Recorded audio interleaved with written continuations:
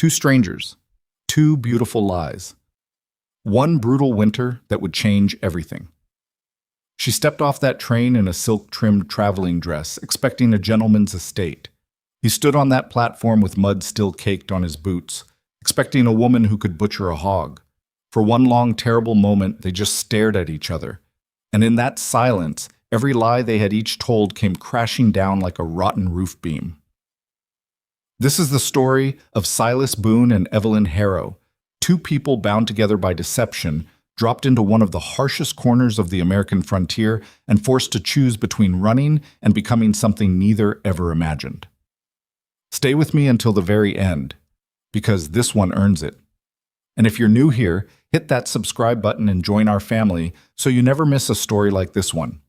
Smash the like button and drop a comment telling me your city or country. I want to see exactly how far this story travels. The train arrived 40 minutes late, which gave Silas Boone just enough time to second-guess every decision he had made in the past 6 months. He stood at the far end of the Millhaven Depot platform with his hat in his hands, turning the brim in slow circles the way he always did when he was nervous about something he couldn't fix. The October wind coming off the prairie had teeth in it. Not the killing cold of January, not yet, but the kind of cold that reminded you it was coming and wouldn't be stopping for pleasantries. Around him, a handful of other men waited near the tracks, some holding handwritten signs, some just standing with their hands in their pockets, all of them wearing the same careful, tight expression that men wear when they are trying very hard not to look like they are hoping for something. Silas didn't hold a sign. He'd thought about it, written her name out on a piece of brown paper that morning, Miss Evelyn Harrow, and then felt so foolish standing there with it that he'd folded it up and shoved it in his coat pocket before anyone could see. 7 years. That was how long he'd been working the 63 acres out past Miller Creek. 7 years of getting up before the sky had any color in it. 7 years of eating whatever he could throw together after a 12-hour day in the fields. 7 years of going to bed in a cabin that made a sound like an old man sighing whenever the wind came through the gaps in the chinking. He wasn't a man given to self-pity. He'd inherited enough German stubbornness from his father to make self-pity feel like a luxury he couldn't afford. But somewhere around the beginning of summer, the loneliness had started to feel less like a condition of frontier life and more like something that was eating him from the inside out. So he'd written to the Continental Marriage Agency out of St. Louis, paid the $12 fee, exchanged 3 letters with a woman named Evelyn Harrow. And in those letters, he could admit this now, standing on this platform with the wind cutting through his coat, he had perhaps not been entirely precise about his circumstances. A working homestead, he had written, established farm, comfortable living, a man of means who values hard work, and a capable partner. He was a man who valued hard work. That part was true. The rest of it required what his mother would have called creative interpretation. The train whistle screamed somewhere around the bend, and every man on the platform straightened up a little without quite realizing it. But Evelyn Harrow had not slept in 2 days. This was not entirely the fault of the train, though the train deserved considerable blame. The second-class car she'd been able to afford smelled of coal smoke and the specific misery of people traveling long distances with inadequate funds, and the bench seat had done something unforgivable to her lower back somewhere around the Illinois border. But the sleeplessness was mostly her own doing. Mostly the product of lying in the dark in that rattling car, watching the prairie flatten out around her through the smudged window, and trying to talk herself out of the quiet, growing certainty that she had made a catastrophic mistake. The letters had been so reassuring. An established farm, Mr. Boone had written in his careful, plain handwriting. Comfortable living. A man who values a capable partner. She had read those words the way a drowning person grabs at whatever is nearest, because that was essentially what she had been. Her father's importing business had collapsed 8 months ago. Not slowly, not with warning, but all at once, the way certain structures fail, everything appearing solid right up until the moment it simply wasn't. The house in Beacon Hill had gone to creditors. Her mother's jewelry, her father's library, the good silver, all of it gone by spring. At 26, Evelyn Harrow had found herself living in her cousin Margaret's back bedroom in Cambridge, watching her options narrow by the week, and the mail-order advertisement had seemed, if not exactly dignified, at least practical. Montana Territory, she had told herself. A farm. A fresh start. She had not told the agency that she'd never cooked a meal in her life beyond boiling water for tea, that her domestic education had extended primarily to needlework and French conversation, that the only thing she knew about livestock was that one was not supposed to stand directly behind a horse. She had let the agency assume she was exactly the kind of capable frontier wife they were advertising. It had seemed like a small lie at the time, the sort of thing that could be learned. The train lurched to a stop. Evelyn gathered her 2 travel bags, she'd had to sell the trunk, smoothed her dress as best she could in the limited space between the seat and the row ahead, and stood up. Her legs were unsteady. The woman across the aisle, a broad-shouldered rancher's wife, who had been kind to her somewhere around Bismarck, caught her eye and gave her the sort of nod that passes between women when words aren't adequate. "End of the line," the woman said simply. "Yes," said Evelyn. "It appears so." She was not what he expected. That was Silas's first coherent thought, standing there on the platform as the passengers came down the steps. He'd expected, he didn't know what exactly. Something sturdier, something with a practical air to it, a woman who looked like she'd already rolled up her sleeves and gotten started. What he got instead was a woman in a silk-trimmed traveling dress the color of deep water, with dark hair pinned up in a way that probably cost money to arrange, and eyes that were scanning the platform with the alert, measuring expression of someone trying very hard to disguise the fact that they were terrified. She was, he noticed despite himself, remarkably composed for a person who had just traveled 2,000 miles to marry a stranger. She was also not looking for a rough farmer with mud on his boots. He could see that from 40 feet away. She was looking for someone else. Someone with a better coat, probably. Someone standing straighter. Someone who looked like the word established that he'd put in his letters. Silas put his hat back on and walked toward her anyway. "Miss Harrow," he said when he was close enough that he didn't have to raise his voice. It came out flat and plain. No warmth in it. Not because he meant to be cold, but because he was bad at the beginning of things and always had been. She turned. She looked at him. Really looked. The kind of quick, involuntary assessment that happens in the first 2 seconds before a person can arrange their face into something more polite. And he saw exactly what she thought. It crossed her expression like a cloud crossing open country. Fast, visible, gone. "Mr. Boone," she said. Her voice was steady.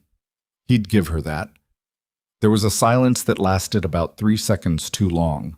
"Train was late," he said finally. "Yes," she agreed. It was.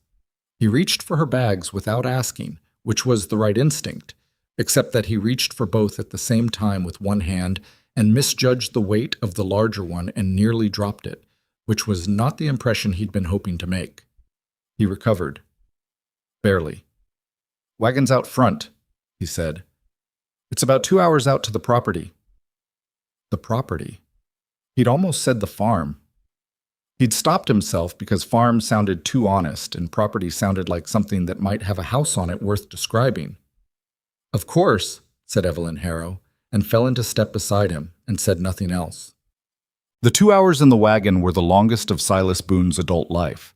He told himself on the drive into town that he would explain things properly, that he would be straightforward about what she was coming into. A man owed a woman that much, especially a woman who'd traveled this far. He'd rehearsed it in his head. "Miss Harrow, I want to be honest with you. The farm is working land. The cabin is plain. There are things I may have made sound better than they are." What he actually said over the course of 2 hours was the name of the creek they crossed at the halfway point, the fact that last winter had been hard but the one before it had been manageable, and a brief explanation of why the left wheel on the wagon made a noise that sounded worse than it was.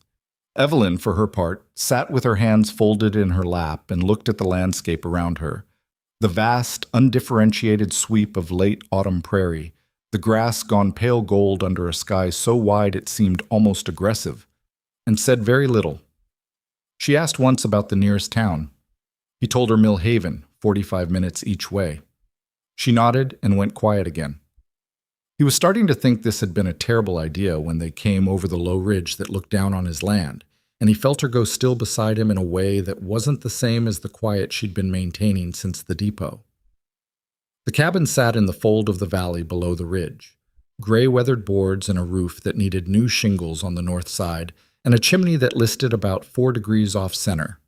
The barn was solid. He'd built that himself and was privately proud of it. But from this distance, the whole thing had the appearance of a place that was being kept alive through stubbornness rather than comfort. The garden plot beside the cabin was bare for the season, and the fence along the near pasture had a section that was being held up primarily by good intentions and a length of wire he kept meaning to replace. "This is it," he said. He'd run out of ways to say it that made it sound like something other than what it was. Evelyn Harrow looked at the cabin below for a long moment. "The letters mentioned a comfortable estate," she said, very carefully, not looking at him. Silas kept his eyes on the trail. "I may have described it with some optimism." Another pause. "I see. Miss Harrow. And you," she said, still looking at the cabin below, still in that same careful voice, "were expecting someone who could cook and manage a household." He didn't answer right away. He didn't need to. "The agency's letter described you as an experienced homemaker," he said finally. "Said you were practical, good with food preservation and livestock." "I've never preserved food in my life," she said, "and the closest I've come to livestock is feeding bread crust to pigeons in Boston Common." Silas Boone let out a long, slow breath through his nose. The horse kept walking. The wagon wheel kept making its noise. "Well," he said, "that's something." The inside of the cabin was worse than the outside, because inside there was nowhere for the eye to go except directly at the evidence of how a man lived alone for 7 years. The table was scarred and stained. The shelf above the cold stove held 4 cans of beans, a sack of cornmeal, a jar of lard, and one of his father's books that he hadn't opened in 2 years. The single window on the east wall let in afternoon light that showed every cobweb and every place the floor needed sweeping. The smell was wood smoke, dried mud, and the particular staleness of a space that had not been cleaned in some time. There was one bedroom, through the door on the far wall, and a sleeping loft above reachable by a ladder built into the wall. He had spent 3 nights before her arrival, trying to make the bedroom presentable, and had achieved something he thought of as less bad. Evelyn stood in the center of the main room with her 2 travel bags at her feet and looked at all of it without saying a word. Silas stood near the door with his hat back in his hands, turning the brim. "I'll build the fire," he said. "It gets cold fast once the sun's off the ridge." She didn't respond to that directly. She crossed to the shelf above the stove, looked at the cans of beans for a moment, and then turned to face him with an expression that was working very hard to be neutral. "Mr. Boone," she said, "I think we need to talk about what exactly you were expecting me to be." "I expect it's the same thing you were expecting me to be," he said. Something moved across her face. Not quite a smile. Too complicated for that. Too much going on underneath it. "Probably," she admitted. He built the fire. She sat at the table and watched him do it without pretending to help. And he appreciated that, actually.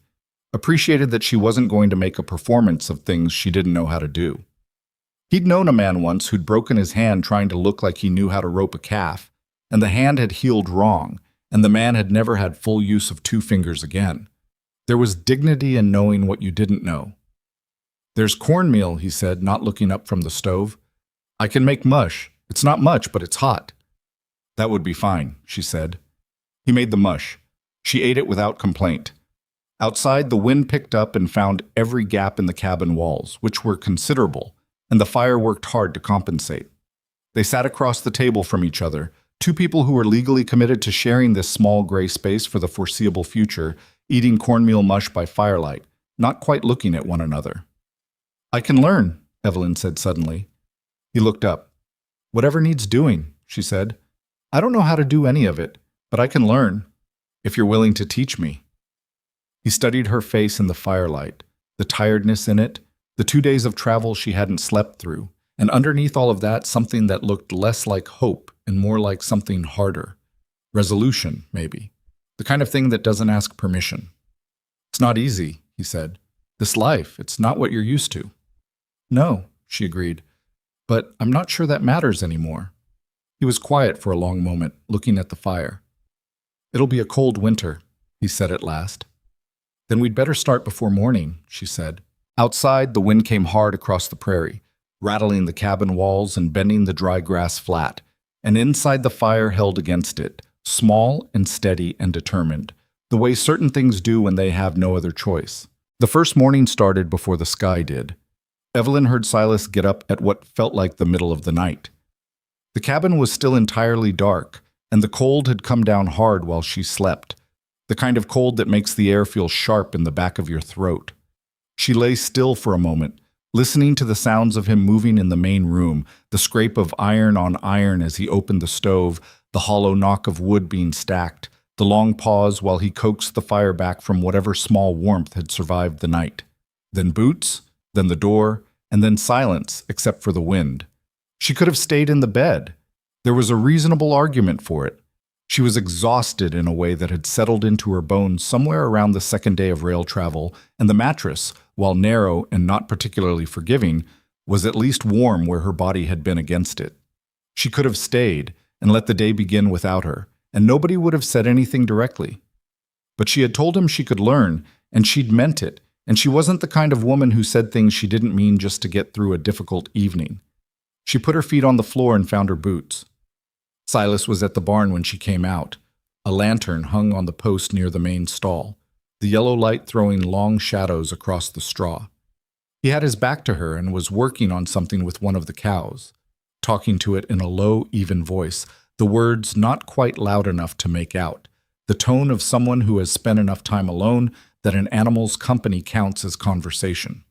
He didn't hear her come in, or he heard her and chose not to react, which turned out to be the same thing. "Tell me what to do," she said. He turned then and looked at her. The city dress she'd changed out of the night before replaced now with her plainest blouse and a heavy wool skirt she'd brought in case of cold weather.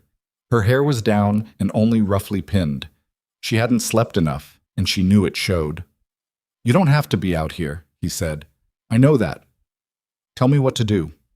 He studied her for a moment with that flat, measuring look she was starting to recognize, the look that was not unkind but wasn't warm either. The look of a man who had learned to assess things quickly, because in this country being wrong about something could cost you more than embarrassment. "Milking," he said finally. "Sit here." He showed her the stool, showed her the positioning, talked her through it in the same plain language he'd used for everything so far. No flourish, no patience for the obvious question, just the sequence of what needed doing and why. She tried it. The cow shifted, unimpressed, and Evelyn got approximately nothing for the first 3 attempts. Then a thin, humiliating trickle, then something closer to the right rhythm that was still not good but was at least in the right direction. "Better," Silas said, which she was learning was the most he ever offered in the way of praise. Her hands ached after 10 minutes. After 20, the ache had become something more serious, a burning in the tendons she didn't have names for. She kept going because stopping would have meant admitting to something she wasn't ready to admit yet. By the time she finished, Silas finishing the other cow in a third the time it took her, the light outside had shifted from black to a dark purple-gray. She stood up from the stool, and her lower back made a complaint she chose to ignore. "Do we start the bread now?" she asked. He looked at her like she'd said something in a foreign language. "You want to start bread today?" he said. "I assume that's what needs doing." "You've never made bread before in your life." "No," she said, "but I can follow instruction." Something happened at the corner of his mouth that wasn't quite anything she could name. He went and got the flour. The first loaf was, in all honesty, closer to a mistake than a food product. The problem was not the flour or the yeast or even the proportions, which Evelyn had measured with the careful precision of a woman who had a decent head for numbers, even if her hands were completely new to this. The problem was that she overworked the dough because she didn't know what enough felt like, and she didn't trust herself to read the timing of the oven the way Silas seemed to do by some combination of instinct and burned memory on his forearms, and the result was a loaf that came out dense and slightly scorched on the bottom and pale on the top, as though it had given up partway through. She set it on the table and looked at it. Silas looked at it too. "I'll do better tomorrow," she said. "It's edible," he said, and cut a piece and ate it without further comment, which she decided to take as something. She ate her piece too, dry and heavy as it was. It tasted like the early stage of something. Not failure exactly, but the honest, unremarkable beginning of something that didn't know yet what it was going to become. That was the pattern of those first weeks. Every day she got up before she wanted to, went out in weather she was not dressed well enough for yet, and tried to learn something that the frontier considered basic and her previous life had never required of her. Milking got better. The bread got better faster than she expected once she stopped fighting the dough and started listening to it, a thing Silas said once, in passing, that she didn't expect to make sense, and found that it did. She burned 3 batches of preserves and wasted good sugar doing it before she figured out what she was doing wrong with the heat. She learned which pail was for what, learned where the ice formed on the water trough first and why that mattered, learned how to read the color of the western sky in the afternoon and what it meant for what was coming. She kept a small notebook from her travel bag, making notes in the evenings at the table while Silas read or did accounts. She wrote down what she'd learned each day, not because she needed to, the way a student writes to remember, but because writing it down made it feel real, made it feel like it was accumulating into something rather than just disappearing into the grinding repetition of daily work. Silas noticed the notebook but didn't ask about it. That was another thing she was learning about him. He had a particular respect for things that weren't his business, and he extended that same consideration without seeming to think about it. He didn't ask about Boston, didn't ask about her family or what had happened, didn't ask why a woman who clearly had some education and some background had ended up advertising herself to a frontier marriage agency. He gave her the room to be whoever she was choosing to be out here, and she found that she was more grateful for that than she could have put words to. Tetya. The first real argument happened in the 3rd week, over something that started as practically nothing. She had reorganized the shelf above the stove. The 4 cans of beans and the cornmeal and the lard were where they'd been, but she'd cleared out what she thought were simply accumulated pieces of junk. A broken harness buckle, a rusted tin cup with no handle, 2 lengths of wire, and a folded piece of oilskin that looked like it had been there long enough to become part of the shelf itself. She'd put them in a box near the door, intending to ask him where they actually belonged. He came in from the far pasture at midday and stopped in front of the shelf and stood there long enough that she looked up from what she was doing. "Where's the oilskin?" he said. "In the box, near the door. I was going to ask you, I need to know where things are." The flatness in his voice had a different quality to it now, something compressed and pressured beneath the surface. "This isn't Boston. Things have places here because there are reasons." "I didn't throw anything away," she said, keeping her voice steady. "I moved it 18 inches. It's in a box. I told you the box is by the door. Don't rearrange what you don't understand yet." The yet was doing work in that sentence. She could hear it, but the rest of it landed wrong anyway. "I understand more than you think I do," she said, "and I'll thank you not to speak to me like I'm a problem that wandered in from the road." He turned to look at her then, really look, the same measuring look, but with something different behind it, something that took stock of the fact that she wasn't going to fold. He got the oilskin out of the box. He didn't apologize, which she hadn't expected, and he didn't repeat himself, which she'd been braced for. He just took the oilskin back to the shelf and put it in the corner where it had been and stood there a moment with his hand on the edge of the shelf. "The buckle on the shelf," he said, without turning around. "That was off my father's first harness. Doesn't work anymore. He stopped, moved his hand off the shelf. "Leave the shelf like it is," he said, quieter. "I should have told you." She looked at the back of him for a moment, at the set of his shoulders, the way he held himself like a man perpetually bracing for something. "I should have asked," she said. Neither of them said anything else about it. He ate the noon meal she'd made, salt pork and potatoes, better this week than last, she was finding the timing, and went back out to the pasture, and that was all. But that evening, when she was making notes in her notebook at the table, and he was in the chair near the stove with one of his accounts, he said, without looking up, "You're doing better with the mornings." She kept writing. "Better than what?" "Better than I thought you would," he said. Not mean about it, just honest, the way he was honest about everything, sometimes without warning. "I told you I could learn," she said. "People say things," he said. "Not everybody means them the same way." She looked at him over the edge of her notebook. He was still reading his accounts, his expression unchanged, A man saying something true without particularly caring whether it landed as a compliment or not. "Go to sleep at a decent hour," she said. "You look terrible." He snorted, the closest thing to a real laugh she'd gotten out of him in 3 weeks, and turned a page, and the fire crackled, and outside the prairie wind pushed at the walls the way it always did, looking for the weak places. She found the books in mid-November. There was a crate under the bed in the room she'd taken as her own. She'd seen it there from the first night but had assumed it was equipment of some kind, something to do with the farm, and hadn't investigated.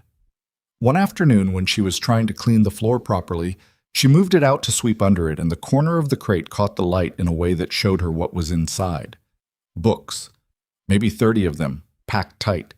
She pulled a few out. Dickens, 2 volumes of Thackeray, a battered copy of Walden that had been read hard enough to crack the spine in 2 places, and, this was the one that stopped her, a worn, soft-covered collection of Tennyson's poetry with pencil marks in the margins, small and precise, someone underlining lines and writing one-word responses beside them. Yes. True. No. Precisely. She sat on the floor of the bedroom with Tennyson in her lap and turned the pages slowly, reading the margin notes. The handwriting was Silas's. She recognized it from the brief notes he sometimes left on the table for her. She hadn't pictured him reading poetry. She hadn't pictured him with opinions about it. She brought the book out that evening when he came in. "You have Tennyson," she said. He stopped in the doorway, tracking mud he hadn't scraped off yet, and looked at the book in her hands, and something moved across his face that she didn't know what to call. "My mother's," he said. She liked him. "You've read it, though," she said. "These notes are yours." He came the rest of the way in and scraped the mud off his boots against the iron scraper by the door, buying a moment. "You found the crate," he said. "I was cleaning." "There's a difference between cleaning and, if you say rearranging things I don't understand yet again. I'll use this book to hit you with it," she said pleasantly. He stopped, looked at her. The corner of his mouth did the thing again, the not quite something. "It was my mother's," he said again. "She read to me when I was small. Then she was gone, and I kept reading because it was the only thing left that felt like—" He stopped there, turned away to hang up his coat. "It's just books," he said to the wall. "It's not just books," she said. "There's nothing just about books." He was quiet for a moment, his coat on its peg, his back still to her. "Read something," he said. "If you want to. Out loud. While I get the mud off." So she did. She read Tennyson to him while he washed his hands and face in the basin, and then through dinner, her best pot of salt pork yet, she thought, though she'd never say so. And afterward he sat in the chair by the stove, and she kept reading, the words moving through the small cabin and out into the dark, and he never asked her to stop. December came like a wall.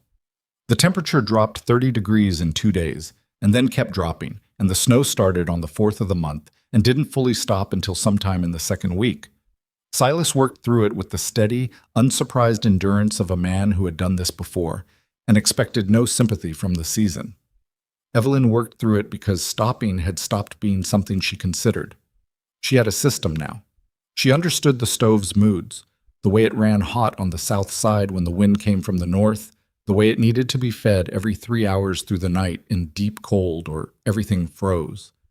She could make bread that was actually good, bread that Silas ate without the careful neutrality of the early weeks, bread that sometimes disappeared faster than she'd expected, and she understood that to mean something without requiring him to say so. She'd gotten through 2 batches of apple preserves without burning them, and there were 12 jars lined up on the new shelf she'd asked him to build on the east wall, and every time she passed them, she felt something she couldn't quite name, but that had the texture of pride mixed with something more complicated. She'd also, without really planning to, begun teaching him things in return.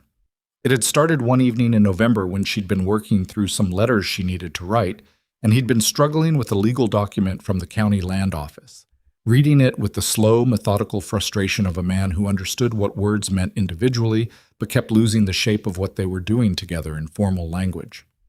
She'd looked over, said nothing for a moment, then asked if she could see it. She explained it to him, not condescendingly. She was careful about that. Careful the same way he was careful in the barn. explaining without making the other person feel small for not already knowing. He listened without interrupting, which she'd learned meant he was actually taking it in. After that, it became a quiet habit. She read his legal documents, translated them into plain language. She explained things she knew about commerce and accounting that turned out to apply to the farm's finances in ways that opened up options he hadn't seen. She taught him how to write a formal letter when he needed to deal with the county office or the grain merchant in Millhaven.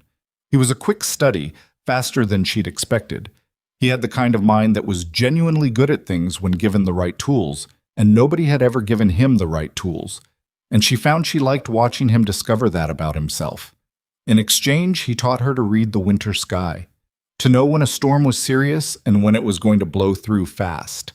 He showed her which firewood burned longest and what ratio of hard and soft kept the stove even through a cold night. He explained the fence line, which sections were solid and which needed watching, and why the drainage on the east side of the property mattered more than she'd think in March. He talked about the land with the same quality he'd had when she'd caught him talking to the cow, not performing knowledge, just sharing it, like someone describing something they genuinely loved and had never thought to call love. They were becoming, without either of them deciding to, something that worked. Not easy. Not romantic. Not in any way she'd been taught to expect that word to mean. There were still hard mornings when the cold made everything feel impossible, and she could see on his face that the weight of it, the endless, relentless weight of keeping this place alive, had gotten into him overnight. There were still moments when she said the wrong thing or he shut down in that compressed, pressured way of his, and they'd eat dinner mostly in silence and both pretend that was fine. But the silences were starting to be different from the early ones. The early silences had been the silences of two strangers stuck in a small space with nothing to say and no reason to try. These were something else. The silences of two people who were occupied, who were thinking, who sometimes didn't need to say anything because they were both already paying attention to the same thing. That was a different kind of quiet entirely, and she noticed it, even if she hadn't yet found the word for it. Outside, December kept doing what December did in Montana, which was to say it did not care at all what was happening inside. The cold came down and the snow built up against the base of the cabin walls, and the days were short and the nights were very long. And inside the fire held against it, and the bread was good this week, and the 12 jars of apple preserves stood in a line on the east wall like a small, quiet argument for staying. The neighbors came in the second week of December, which was earlier than Silas expected and later than Evelyn had been dreading. There were 3 families within reasonable distance of the Boone property. Reasonable being a relative term in Montana territory, where reasonable could mean anything up to an hour's ride. The Halversons were the nearest, a Norwegian couple in their 50s with 4 grown sons, the oldest of whom had taken the parcel east of Silas's fence line 2 years back. Then the Pritchards, who ran a small cattle operation about 4 miles south and had a reputation for knowing everybody's business before anybody else did. And finally the Wellers, Walt Weller and his wife Clara, who'd been homesteading in the valley longer than anyone else and operated with the specific authority of people who considered themselves the social standard by which all newer arrivals were measured. It was Clara Weller who organized the visit, which surprised nobody. She arrived on a Tuesday morning with Mrs. Halverson and a woman named Ruth Pritchard in a wagon loaded with a covered dish and the particular energy of women who have decided something is their responsibility and are acting accordingly. Silas saw them coming from the barn and came out to meet them with the expression of a man watching weather move in. Evelyn heard the wagon from inside and had approximately 45 seconds to decide who she was going to be in the next hour. She smoothed her skirt, checked that the bread she'd put in that morning wasn't about to burn, and opened the door.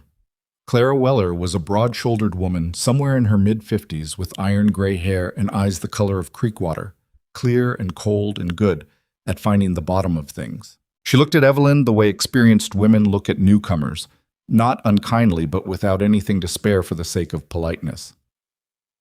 "Mrs. Boone," she said, which was the first time anyone had called Evelyn that, and it landed strange, like a coat that didn't quite fit yet. "We thought it was time we came by." "Please come in," Evelyn said. "I've got bread this morning." That was the right thing to say. She could tell by the small shift in Clara's expression, something that wasn't quite approval, but was at least the absence of immediate judgment. The 3 women came in and filled the cabin's main room in a way that made it feel entirely different, smaller and warmer, and charged with a social current that Silas clearly had no idea how to navigate. He stood near the door for about 2 minutes, then excused himself back to the barn with the visible relief of a man given an exit. Evelyn watched him go and felt something between envy and amusement. She cut the bread, still warm, and set it on the table with the butter and a pot of coffee she'd kept on the back of the stove. Ruth Pritchard, small, quick-eyed, somewhere in her 40s, was already scanning the cabin with the efficient attention of a woman doing an inventory. "You've settled in," Ruth said. Not a compliment exactly, not a criticism. An observation waiting to see what Evelyn would do with it. "I'm learning," Evelyn said, and sat down and poured the coffee. Mrs. Halverson, who spoke less English than the other two and compensated with an expressive face, tasted the bread and made a sound of genuine appreciation. That helped. Clara Weller watched it happen and took a piece herself. "Where are you from originally?" Clara asked. "Boston," Evelyn said. She'd learned by now not to add anything to that unless specifically asked, because in this part of the country, Boston was a sentence that ended conversations or started the wrong kind. Clara nodded slowly. "Long way to come." "Yes," Evelyn agreed. "Silas wrote to an agency," Clara said. Not a question. "We both did," Evelyn said. There was a brief silence. Ruth's eyes moved to the shelf on the east wall to the 12 jars of preserves. Something in her expression shifted. "You put those up yourself?" she asked.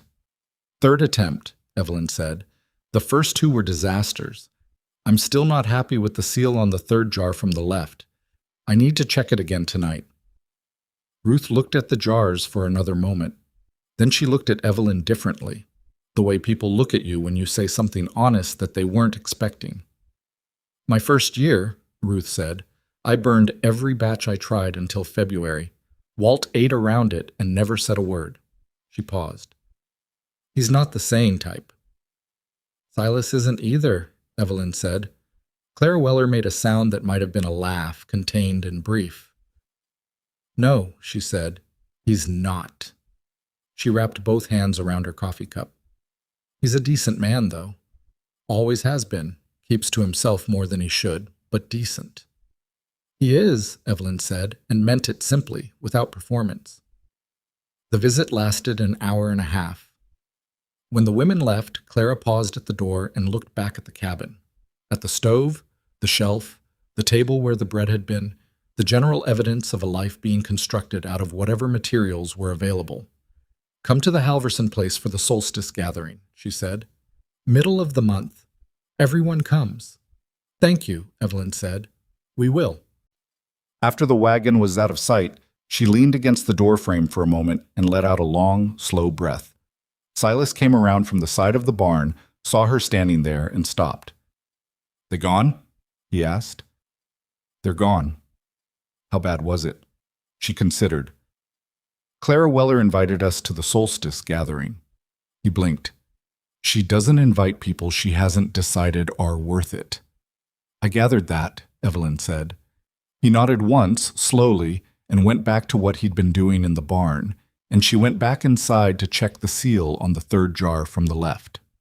The solstice gathering at the Halversons was the first time Evelyn had been around more than 3 people since leaving Boston, and the noise of it, the warmth of a large room full of people who had known each other for years, the children running underfoot, the particular loudness of people who live far apart and are glad to see each other, hit her somewhere unexpected and left her standing in the doorway for a moment longer than was socially graceful. Silas stood beside her. He was wearing his better coat, which she'd noticed him take out and look at for a long moment before putting on, the way a man does when he's trying and doesn't want credit for trying. His hat was in his hands. "You know everyone here?" she asked quietly. "Most of them," he said. "The Halversons' oldest son got married last spring. I don't know his wife, and there's a new family over toward Ridgeback Creek I've only met once." "Will they be—" She stopped. She wasn't going to ask if they would be friendly. That was a Boston question. The question of someone used to rooms where social position was the first thing anyone assessed. Out here the question was different. "They're good people," Silas said, which was his version of yes. They went in. Haldis Halverson, a wide, warm woman who had been feeding large numbers of people through hard winters for 30 years, came at Evelyn immediately, took both her hands, said something in Norwegian that Evelyn didn't understand, but that was clearly kind, and steered her toward the food table before anyone could offer an awkward introduction. Silas was absorbed into a group of men near the far wall in the specific way that men at winter gatherings absorb each other. Not warmly exactly, but with a steady, reliable attention that passed for warmth in a place where everyone understood what the year cost. Evelyn found herself standing next to Ruth Pritchard at the food table. "You survived Clara," Ruth said. "She's not so terrible," Evelyn said.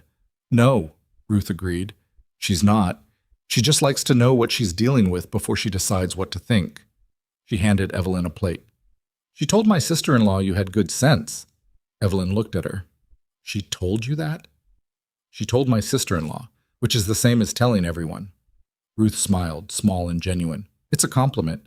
Clara doesn't give them easy." Across the room, Evelyn caught Silas's eye for a moment. He'd been watching for her, she realized, the way people do in crowded rooms when they're with someone they're not entirely sure is okay yet. She gave him a slight nod that meant, "I'm fine." He looked at her for another second, then turned back to the men, and she noticed that something in his posture had shifted, a small release of something. The evening went on. She talked to the Halversons' new daughter-in-law, a girl named Anna who was 21 and 7 months pregnant and terrified of her first winter in this valley and trying not to show it. Evelyn talked to her for half an hour about nothing important and everything that mattered, and when they parted ways, the girl's face had some of its color back. On the ride home, the wagon moving slow over packed snow under a sky absolutely crowded with stars. Silas drove, and she sat beside him with her coat pulled close, and neither of them spoke for a while because the night was too big for conversation to fill. "That girl," Silas said finally. "Henning's wife.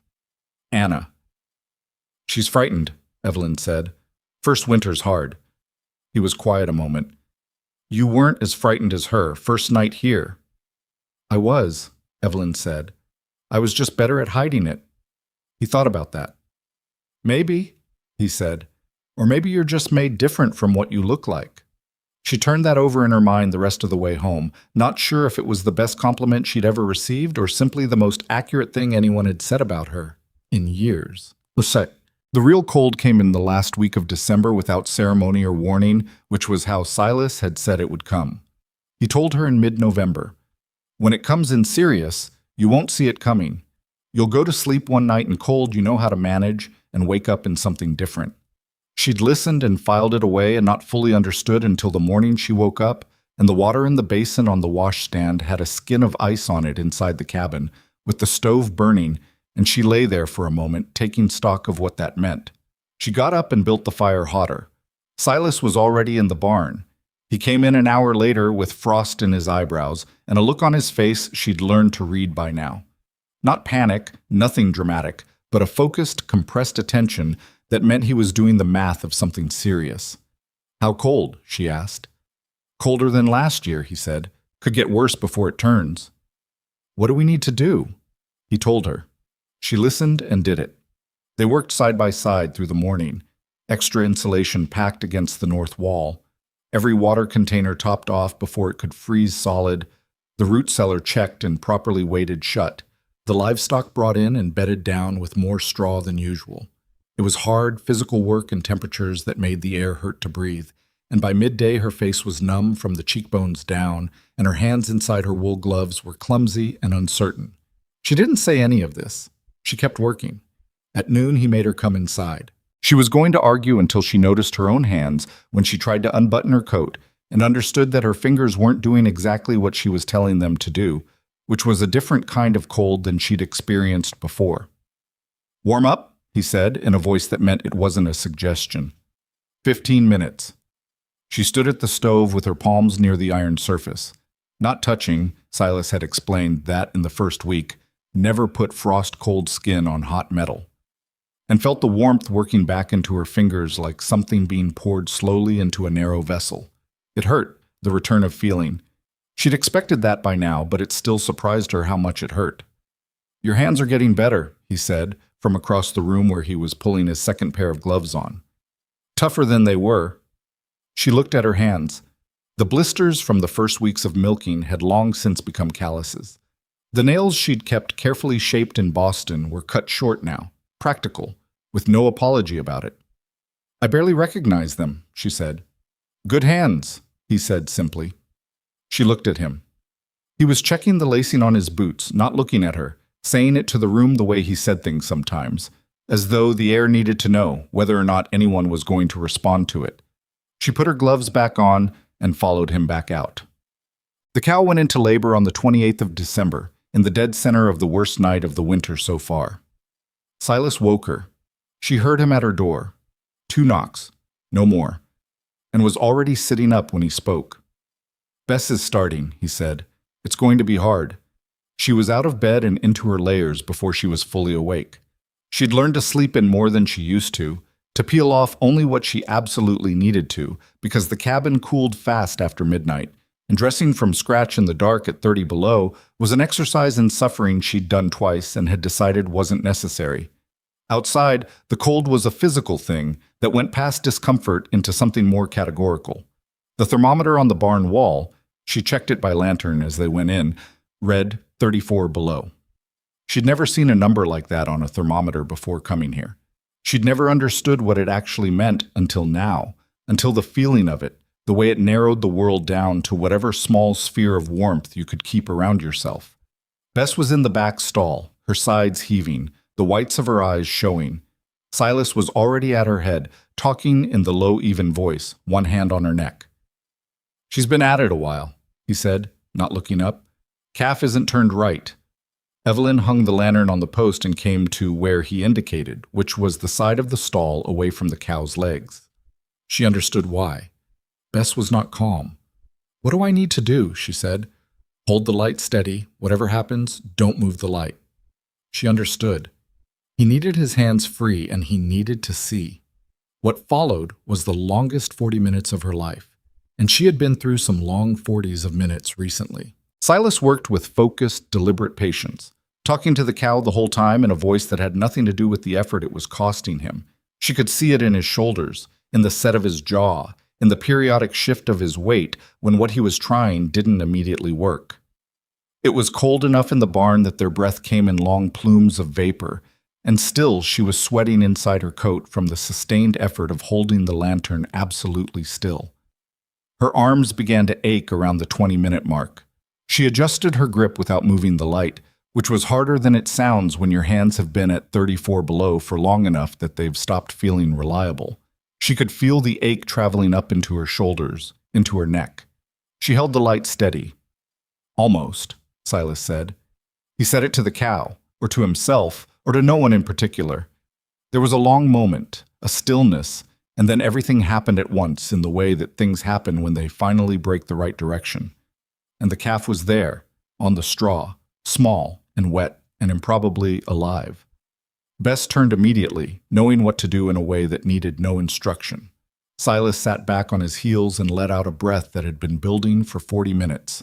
Evelyn set the lantern on its post hook and looked at her hands. They were shaking. Not from cold anymore, from something else. The release of sustained effort held for longer than comfortable. Silas looked at her across the stall. He was breathing hard. There was straw in his hair and something she didn't want to examine on his coat. "You didn't move the light," he said. "No," she agreed. He looked at her for another moment. "Your hands, are they all right?" She flexed them.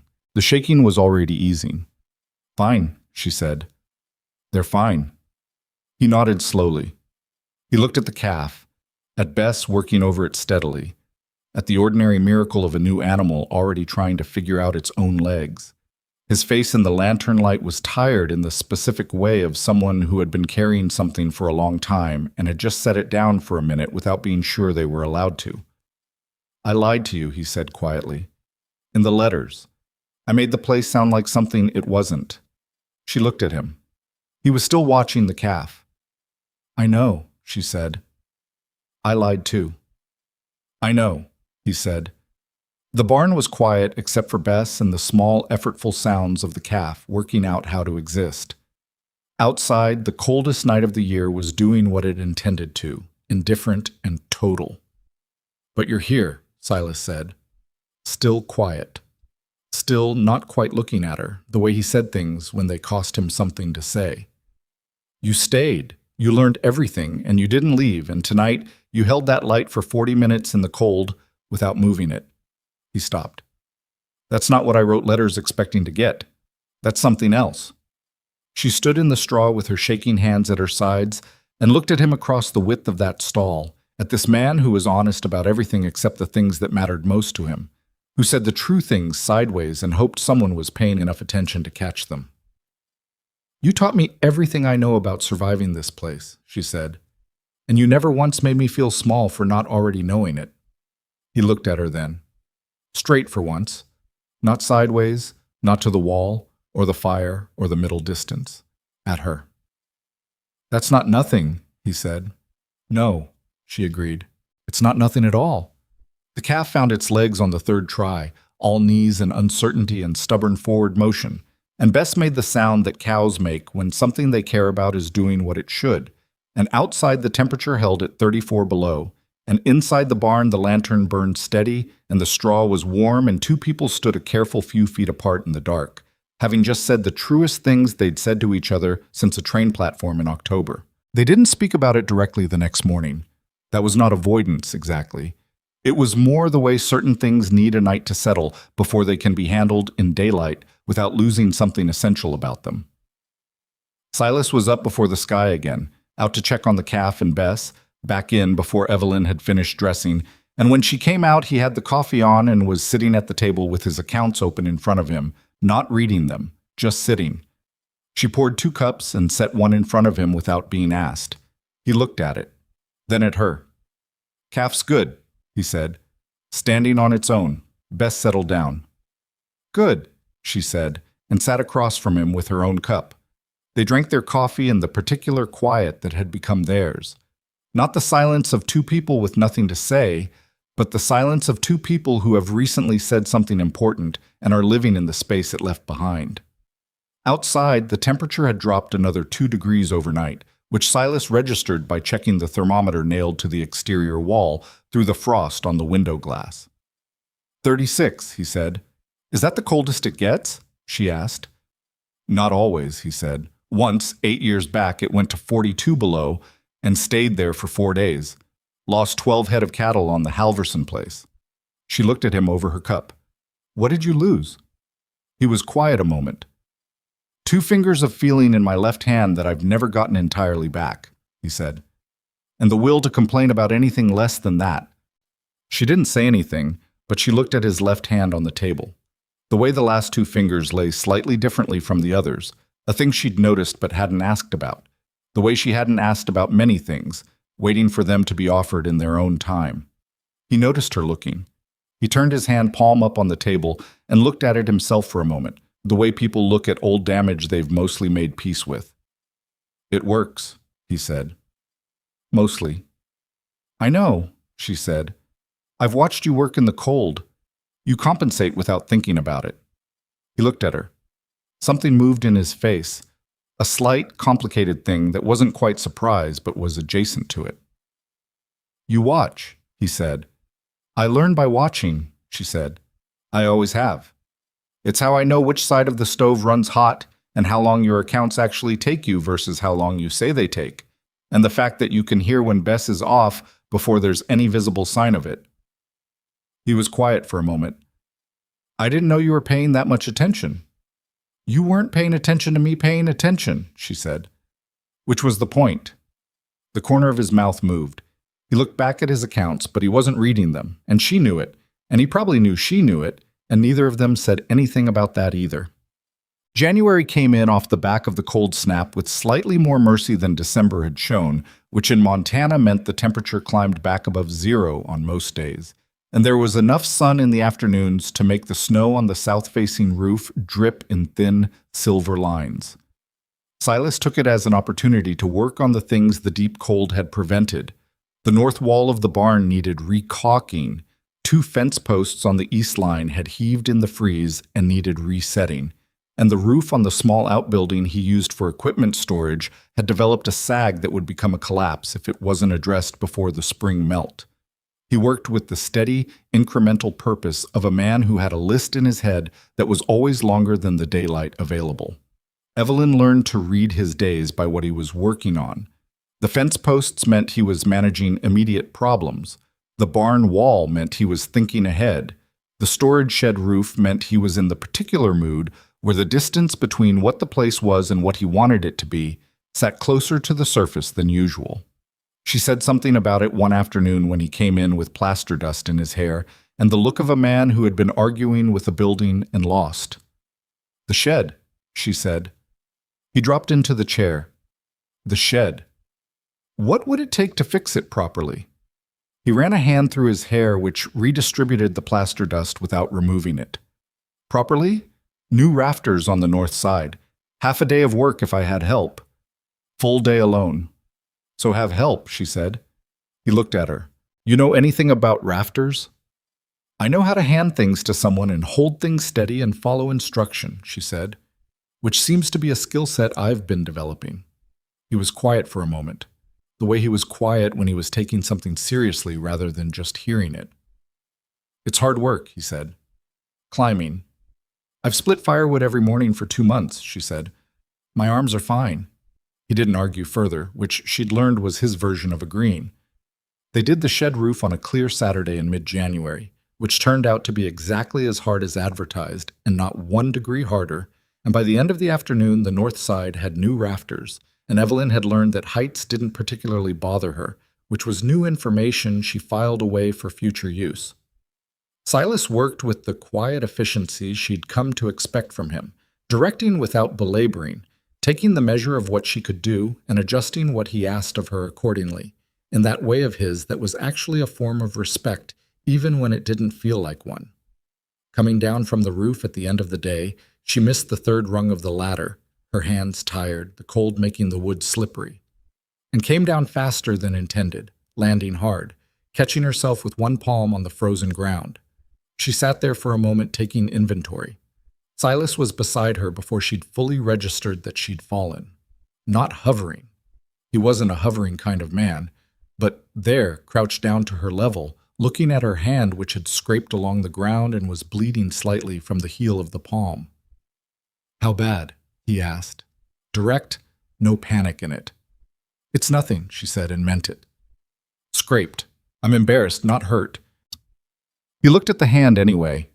Then he sat back on his heels and stayed there, closer than he usually stood, and she became aware of that proximity in a way that registered as different from the ordinary proximity of working beside someone. You should have told me you were tired, he said. You were tired too, she said. That's not a reason to stop. He looked at her. The afternoon light was flat and silver and did something to the planes of his face that she noticed without meaning to. Come inside, he said, before the light goes. She let him help her up, which required taking his hand briefly, the left one, the one with the 2 fingers that had never quite come back, and she held it with the same matter-of-fact care she'd have given anything that deserved to be handled carefully, and he noticed that too, she could tell, though neither of them remarked on it. The letter from Boston arrived in the 1st week of February. It came with the post rider who made the Millhaven run twice a month, passed hand to hand to Silas when he was in town for supplies, brought home in his coat pocket and set on the table without comment because he could see her name on it and understood it wasn't his business. She recognized her cousin Margaret's handwriting on the envelope. She read it at the table after supper while Silas was doing his accounts by the lamp. The letter was 2 pages.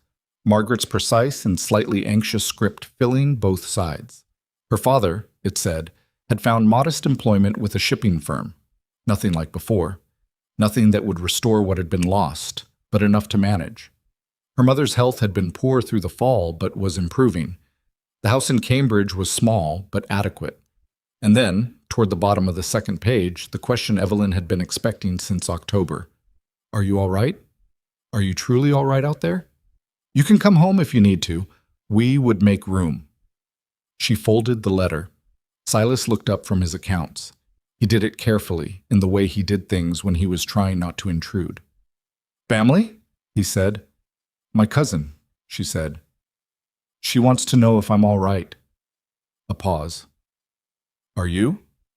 She looked at the folded letter in her hands. The question was simple, and the answer turned out to be simpler than she'd expected. Yes, she said. I am. She set the letter on the table. She says I can come home if I need to. Silas was very still across the table. He wasn't looking at his accounts anymore, but he wasn't quite looking at her either, looking at the middle space between them, giving the question room. Do you? He said. Need to. She looked at him directly. No, she said. He held her gaze for a moment, and then something in him that had been held slightly tight released in a way that was barely visible. A small shift in his shoulders, a fractional change in how he was sitting, but she saw it, because she paid attention to him in the way she paid attention to things she cared about. All right, he said, and went back to his accounts. She picked up the Tennyson from the windowsill. It lived there now, in the place where it could catch the afternoon light, and read aloud for an hour while he worked, and neither of them mentioned the letter again that evening. What shifted after that was not dramatic, and did not announce itself. It was the accumulation of small things, the way rivers are made from things too small to name individually. It was the morning she found he'd fixed the latch on her bedroom door without being asked, the latch that had been stiff since she arrived, and that she'd been living with because it seemed too small a thing to mention. It was the afternoon he came in to find her rereading one of the Dickens novels from the crate under the bed, and he sat down across from her and said, without preamble, "That one, the third chapter. What did you make of it?" And they talked about a book for an hour in a cabin in Montana in February with snow against the windows, and it was the most natural thing that had happened since she arrived. It was the evening she made a new recipe.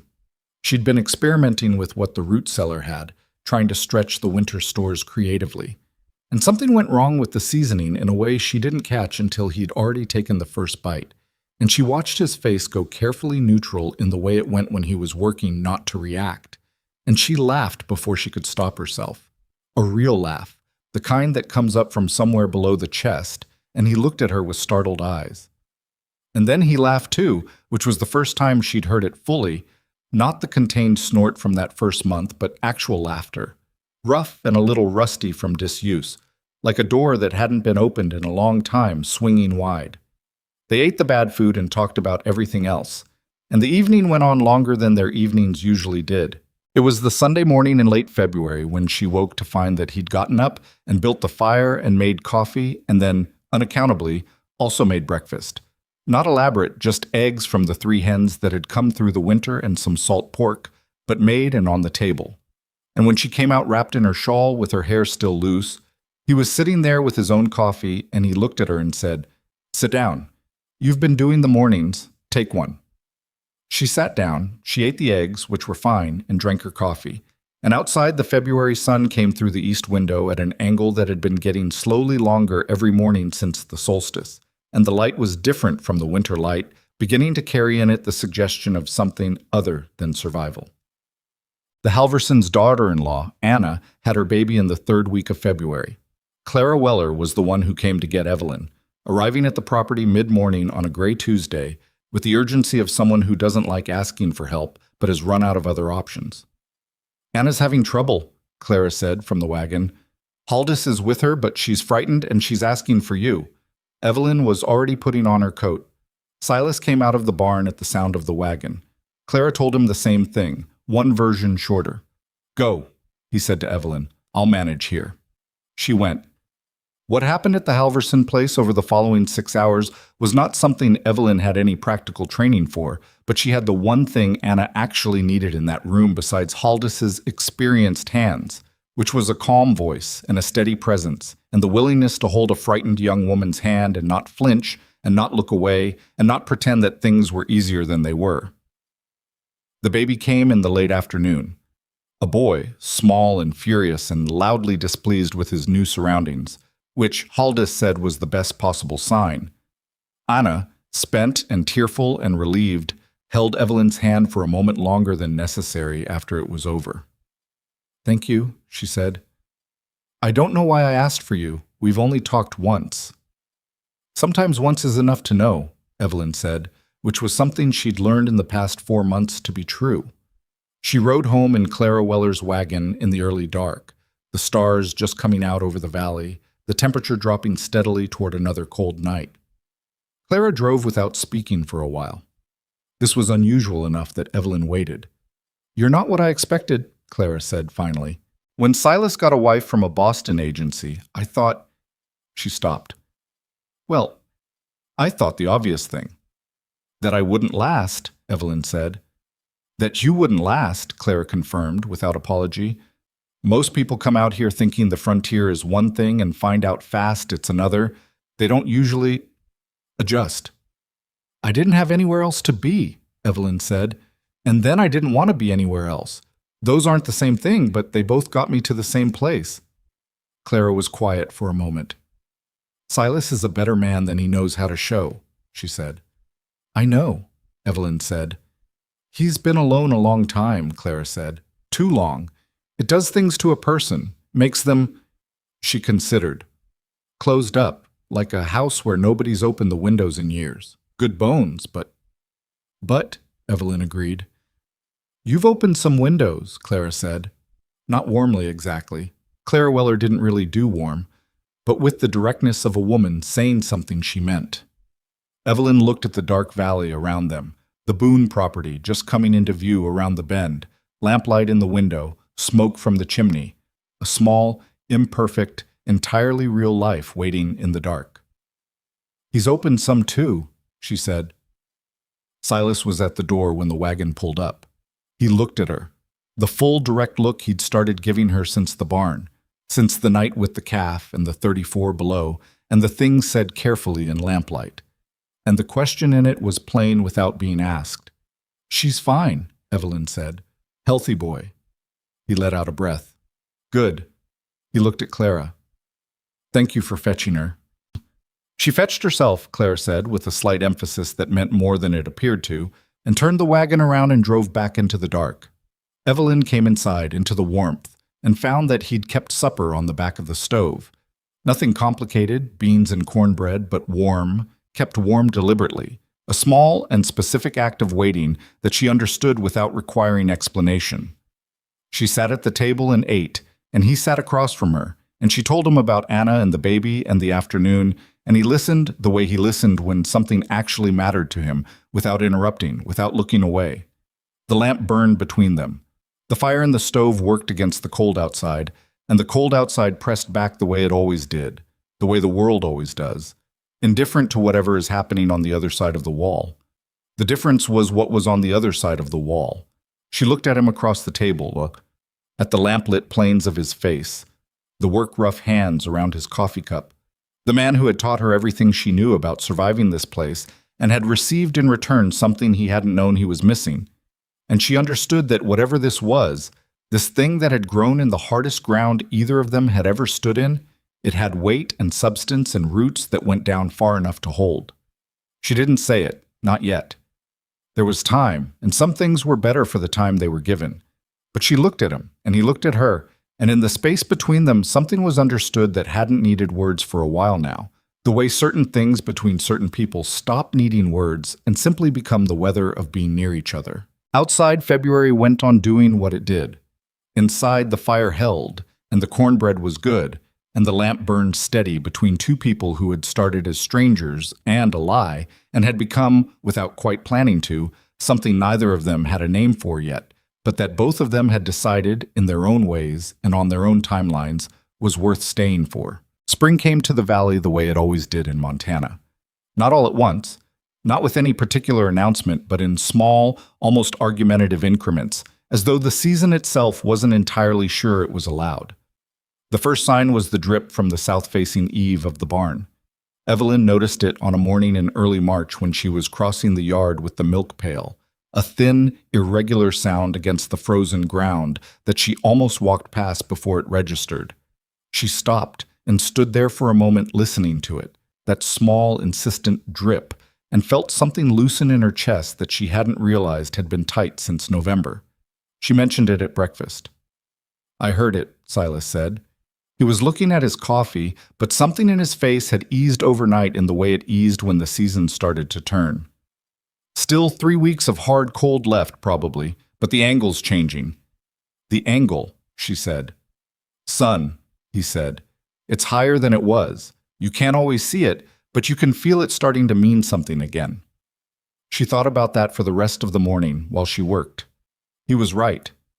There was a quality to the light that was different from February, something in it that had intention rather than just endurance. She'd learned to notice those things. She'd learned that paying attention to small changes was not the same as looking for reasons to hope, but that it wasn't unrelated either. By the last week of March, the snow was pulling back from the south side of every structure on the property, leaving a dark line of exposed earth that widened by degrees each day. Silas watched the drainage the way she'd watched him watch everything on this land, with the patient, specific attention of someone who understood that what happened in March determined what was possible in May. The East Field, he said one evening over the table. If the drainage holds like I think it will, I want to try wheat this year, not just the kitchen garden. She looked up from the accounts she'd been helping him with, the new system she'd worked out that was cleaner than what he'd had before, and that he'd adopted without ceremony, the way he adopted things that worked. How much ground? She asked. 20 acres to start, he said, if the season's decent. What do you need? He told her. She listened and made notes and asked the questions she'd learned to ask, the practical ones, the ones about timing and cost and what happened if the season wasn't decent. And he answered them without impatience, the way he answered things now, as though her questions were part of the thinking rather than an interruption of it. This was what they had become. Not a romance out of a novel, not the thing she'd imagined when she was 22 and believed that love was primarily a feeling that arrived fully formed. It was this. Two people sitting at a scarred table after supper, talking about wheat and drainage and what was possible, both of them having earned the right to think past the next week. She hadn't expected this to be what she wanted. She'd found out that she did. He asked her to marry him properly in April, which she found both unnecessary and exactly right. They were already married, legally, had been since before she'd stepped off the train, the paperwork completed through the agency without either of them having met. But he came in from the fields on a Tuesday afternoon, not a special day, not a day she'd have picked for anything, with mud on his boots and something worked out in his expression, the look of a man who has been thinking hard about something for longer than he intended and has finally decided to stop thinking and say it. He stood in the middle of the main room, which she'd been reorganizing. The cabin had a different arrangement now than it had in October, warmer somehow, not because anything expensive had been added, but because things had been placed with intention. And he turned his hat in his hands exactly once, which she recognized as the tell, the thing he did when something cost him. I want to ask you something, he said. She set down what she was holding and gave him her full attention. We got married because of letters and an agency, he said, and the letters were, well, you know what the letters were. The corner of his mouth moved. But I'd like, if you're willing, to do it again, properly, in front of people, with a preacher or a justice or whoever you want, and have it be something you chose instead of something that happened to you. She looked at him for a long moment, this man with the calloused hands and the perpetual mud on his boots and the Tennyson with margin notes and the two fingers that had never fully come back and the laugh she'd heard maybe a dozen times now and had started to think of as something that was partly hers. It was both, she said. It happened to me, and I chose it. Both things are true. I know, he said. I'd still like to ask. Then ask, she said. He looked at her directly, the way he'd learned to do, or she'd learned to see. She was no longer sure which way that had gone, only that it was different now than October. Evelyn, he said, will you marry me, knowing what you know, knowing what this place is and what I am and what it'll keep asking of you? She took a breath. Yes, she said. Obviously, yes. He nodded once. Then he put his hat back on and said, I'll find out when the justice comes through Mill Haven, and went back out to his fields, and she stood in the middle of the reorganized cabin and felt something she didn't try to name because naming it would have made it smaller than it was. Salat. The second ceremony was on a Friday in May, in Millhaven, in front of the Justice of the Peace and approximately half the valley, because word got around in this part of the country whether you intended it to or not. Clara Weller came, which mattered. Ruth Pritchard came with her husband and 3 of her children. The Halversons came in force, all 6 of them, plus Anna with the baby, who slept through the entire proceeding with the profound indifference of the very young. Silas stood at the front of the justice's small office in his good coat and looked at the door when she came in, and whatever he saw in her face, she was wearing the silk-trimmed dress she'd arrived in, altered now to fit a woman who had spent 5 months splitting firewood and climbing barn roofs, made him lose the careful neutrality he usually maintained in public for a full 3 seconds before he got it back. She saw those 3 seconds. She counted them. The justice read the words. They said the parts they were supposed to say. Silas put a ring on her finger that she later found out he'd had made by the silversmith in Millhaven 2 months ago, which meant he'd been planning this since February, which meant he'd been carrying the plan quietly in the same way he carried everything, without announcement, without asking for acknowledgement, just steadily forward. Clara Weller afterward shook both their hands. She held Evelyn's a moment longer. "Well," she said, "good," which from Clara was a speech. The 20 acres of wheat went in that May. Silas worked them with the focused, physical endurance that she understood by now was not stubbornness, but faith. Not the kind that requires anything supernatural, just the practical faith of a person who plants things in hard ground because they have decided that's what they're going to do, and what happens next will happen. She worked beside him on the days that needed 2 people, and on the days that didn't, she managed everything else. The kitchen garden, the livestock, the cabin, the accounts, the correspondence with the county office about the water rights on the east field that Silas had been putting off for 2 years because the legal language tied him in knots. She handled the correspondence with the flat, precise efficiency of a woman who had read law documents aloud to her father's business partners at 17 and understood that legal language was mostly just regular language trying to sound important. The county office responded promptly and in her favor, which Silas read 3 times at the table before setting it down. "You're formidable," he said. "I know," she said, without particular modesty.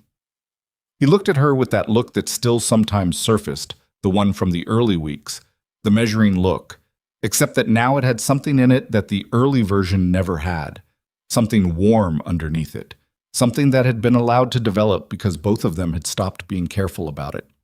Summer was the best season on the Montana frontier, and it was the first time Evelyn had seen it. The valley went green in a way she hadn't believed possible from the evidence of the winter, a deep, improbable green that made the gray memory of January feel like something from a different story entirely. The days were long, genuinely long, the light lasting until nearly 10 at night.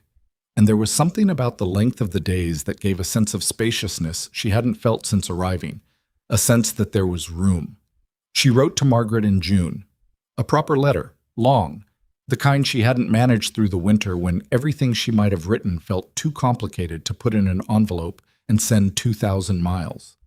She wrote about the farm and the wheat and the winter that had passed and the spring that had come, and somewhere in the middle of the letter she wrote, "I want you to understand that I am not making the best of something. I am exactly where I intend to be." She sealed it and gave it to Silas for the next post ride into Millhaven, and she didn't feel the need to write it again in different words. The wheat harvest came in September, good enough to matter.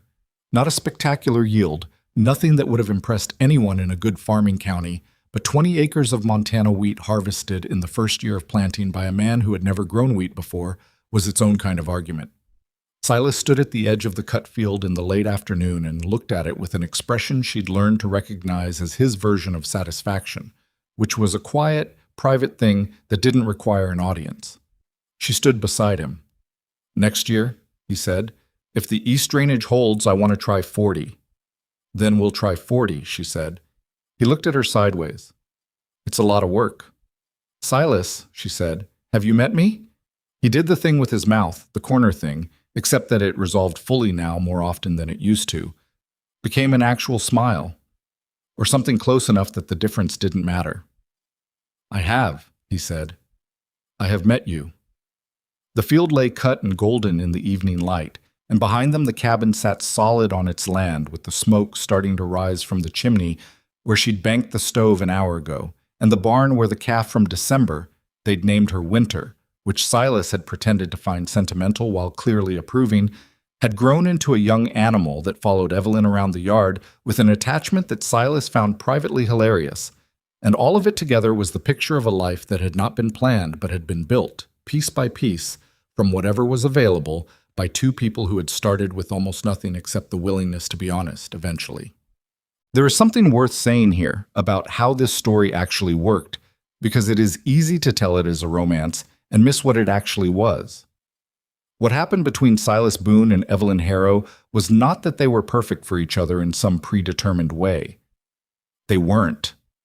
He was closed and stubborn and had spent so long alone that he'd lost the habit of letting people in, and she was a woman whose entire upbringing had prepared her for a life that had dissolved, leaving her with skills the frontier had no use for and a pride that could have made her too brittle to bend.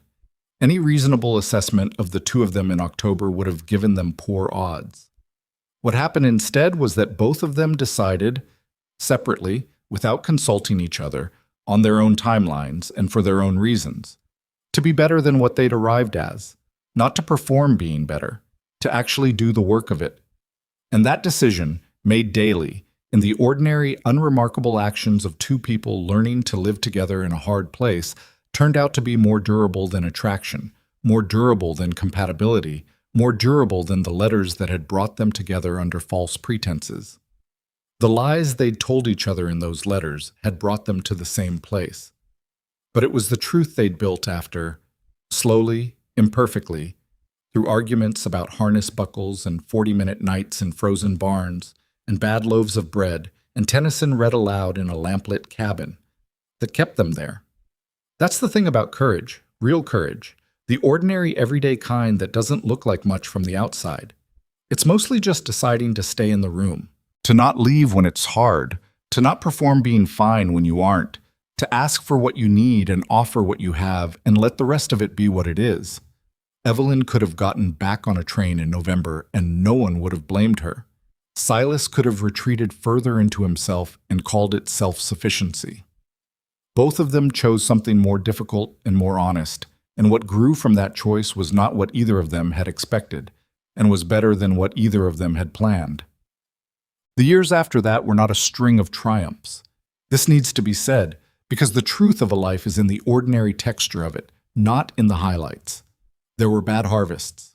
There was a summer when the creek ran low and the kitchen garden nearly failed, and the financial margin got thin enough that Silas went 2 weeks speaking less than usual, which Evelyn had learned to understand not as withdrawal, but as the sound of a man calculating, and she gave him the room to calculate and kept everything else running, and trusted that he would come back out the other side, which he did.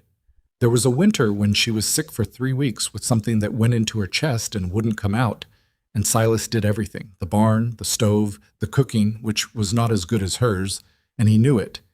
But he did it anyway without complaint, and he sat with her in the evenings and read to her from the books, his voice rough and unpracticed but steady, the way he was steady about the things that mattered to him. There were arguments, real ones, the kind that come from two people who are both strong-willed, living in close quarters for a long time. They had learned, mostly, to have them honestly and finish them properly. Which is to say, they'd both had to get better at the part that comes after, at saying the thing that acknowledges the other person is also right about something. That didn't come naturally to either of them. They practiced it anyway. 2 children came. A boy first, then 4 years later a girl, and the cabin that had been sparse and plain in October 1885 became a place with a different kind of sound to it, the sound of a family living inside a structure that had been built to hold whatever was asked of it. Silas expanded the farm, as he'd intended. 40 acres of wheat the second year, more after that. He built a proper addition onto the cabin, 2 rooms, a real kitchen with a proper stove, windows on 3 sides that caught the afternoon light. He built it himself, mostly, with help from the Halverson boys and Walt Weller, who turned out to be a solid man once you got him away from Clara's organizing influence, and from his own son in the later years, the boy who had his father's hands and his mother's eyes, and the specific quality of attention that had apparently skipped neither parent. Evelyn taught. Not formally, not in any schoolhouse. There wasn't one within reasonable distance for the first several years, but in the cabin, in the evenings, the way it had started with just the two of them, and the accounts. The children came first, obviously, but then Anna Halverson's children when Anna asked, and then a few others, and it grew from there without anyone deciding it was going to grow, the way the things that matter tend to grow by the pull of their own necessity. By the time the Valley had a proper school, she had been doing the work for years, and the school board, in a practical recognition of reality, asked her to run it. She was formidable. She had been told so. She discovered over time that it was simply true. Clara Weller died in the spring of 1893, which took something out of the Valley that nobody could quite put back. At the gathering afterward, held at the Weller place, Evelyn sat with Ruth Pritchard on the porch in the late afternoon, both of them older, both of them worn in the specific way that this life wore people, not cruelly, just honestly, and they were quiet together for a while. "She liked you," Ruth said. "Took her a while, but she did." "I know," Evelyn said. "She told me once, indirectly." "That was as direct as Clara got," Ruth said, "with the things that mattered." Evelyn looked out at the valley. The green of May, the farms spread across it like the declaration of something, all these lives rooted in what had looked like nothing 30 years ago. "I think about the woman who got off that train sometimes," she said. "The silk dress. Not knowing anything." "She did all right," Ruth said.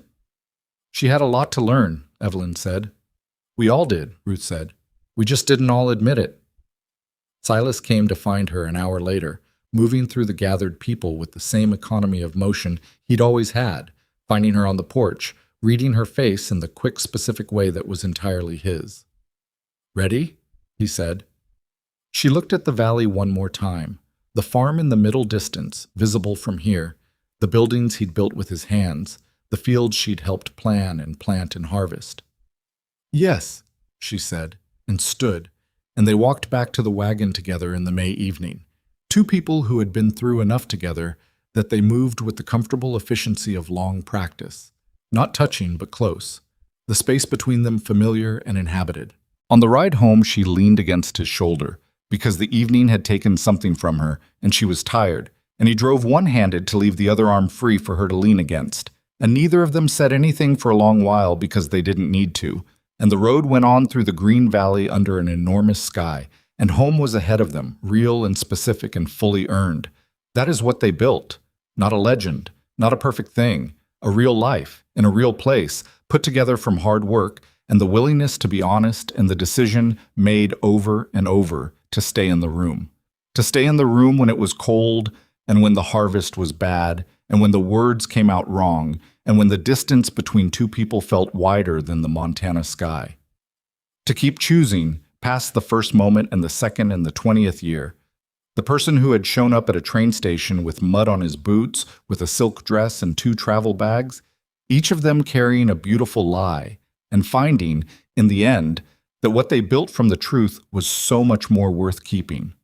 Years later, when people in the valley asked Evelyn how she had done it, how a woman from Boston with silk dresses and no practical knowledge had survived Montana and built something worth keeping, she always gave the same answer. She said, "I stopped waiting to feel ready and started doing the next necessary thing. That was all." There was no secret beyond that, no particular gift she'd been born with. Just the willingness to be bad at something long enough to get better at it. To stay when leaving would have been easier, and to trust that the person beside her was also, in his own stubborn and imperfect way, trying. Most good things are built exactly like that. Most good things are built by people who weren't sure they could and kept going anyway. If this story stayed with you, if Silas and Evelyn's journey from 2 beautiful lies to 1 honest life moved something in you, then hit that subscribe button and become part of this family so you never miss the next story. Drop a comment below and tell me the city or country you're watching from. I want to see exactly how far these stories travel.